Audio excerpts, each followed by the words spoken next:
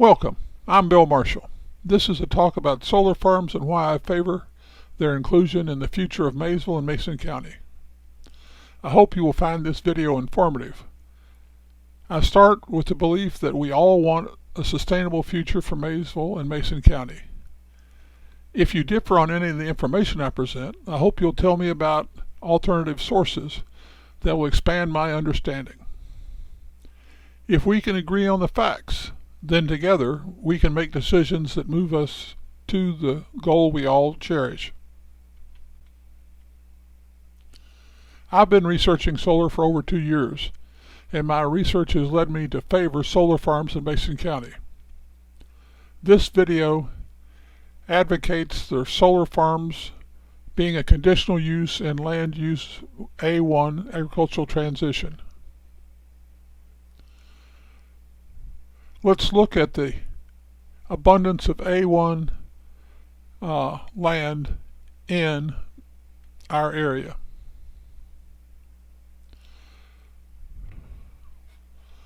This light green is the A1 ground around Maysville. And if you compare it to the amount of total land around Maysville, you can see that the agricultural transition zone is significantly larger than these zones combined: Downtown Maysville Historic District, Old Town Residential, Professional Office, Light Industrial, Multifamily Residential, Townhouse, Manufactured Housing, Single Family Residential, and General Business. In the definition of agricultural transition, the phrase "as infrastructure becomes available" seems to be the key concept. Sadly, infrastructure does not fall out of the sky, and even if it did become available at no cost, one only needs to tour a decommissioned military base to realize that even substantial infrastructure crumbles if not maintained. It costs real money to maintain infrastructure. In fact, it may cost more to maintain unused infrastructure than it does when infrastructure is being used. Since our Zone A1 agricultural transition greatly exceeds our probable ability to install infrastructure, it seems important to only install the infrastructure as we can utilize it, and to find a land use for at least some of the Zone A1 agricultural transition that will make no demands on our existing infrastructure and contribute to public services necessary to foster economic development. Solar farms are just such a land use. Solar farms make significant contributions to the public services. A solar farm sod helps build the site's soil and prevent erosion that can happen with some agricultural enterprises. Solar farms do not generate noise that can be heard off-site. Solar farms don't generate water or airborne pollution. Solar farms' cash flow ensures the land will be maintained for the foreseeable future. Some suggest that a solar on an A1 land will hinder development if that site is the best location for future economic development. When we look at our area's current economic development, we see that modern earth-moving equipment can, and usually do, totally transform a site's topography. In the case of the retail development at Lowe's, the Walmart Superstore development, or industrial developments like those on Progress Way, or the Kroger and original Walmart development. In each case, the developers moved large parts of the site around. The final site looked very different from the original land. Make no mistake, I, like most people in our area, applaud the commercial development that has helped replace the enterprises that are no longer viable here. Each site's land preparation cost would not have been significantly different had the prior use been a decommissioned solar farm rather than what it was. It will be several decades before the infrastructure becomes available to all the land zoned A1. During that period, A fairly normal solar farm could contribute $24,000 yearly to the local community taxing authorities for each 100-acre parcel, all while making land ownership economically viable. Solar farms in A1 neither burden the existing infrastructure or require more investments in infrastructure. When and if the solar farm site is needed for another commercial use, nothing about a decommissioned solar farm will hinder its economic development.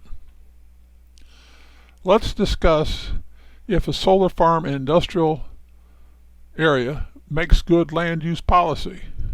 Let's start by remembering that A1 land is planned to transition to development as infrastructure becomes available. Here's a definition of I1, industrial. It makes the point that these areas are prime sites for light industries that are clean, quiet, free of hazardous or objectionable elements such as noise, dust, odor, smoke, and glare. But another critical point is about the type of land, areas that are totally accessible to rail and that the main traffic corridors. I-1 land already has access to infrastructure such as rail lines and main traffic corridors. Solar farms need neither of these resources. Why would we put them on I-1 land? I-2 also indicates it is an area with rail service. Once again, solar farms do not benefit from that scarce resource. Why consume such a scarce resource on an enterprise that doesn't have any benefit or payback for that resource? I-3 areas are defined as being accessible to utilities, rail service, and main traffic corridors. Our community is straining to invest in infrastructure. We should not install infrastructure on a site and then allow solar to block any use of that just established infrastructure. Here is the grid for what zones are allowed what solar activities. As we investigate it, we see that one of solar's benefits is that it does not need natural gas, city water, sewer, landfill capacity, rail, river, or large capacity road systems.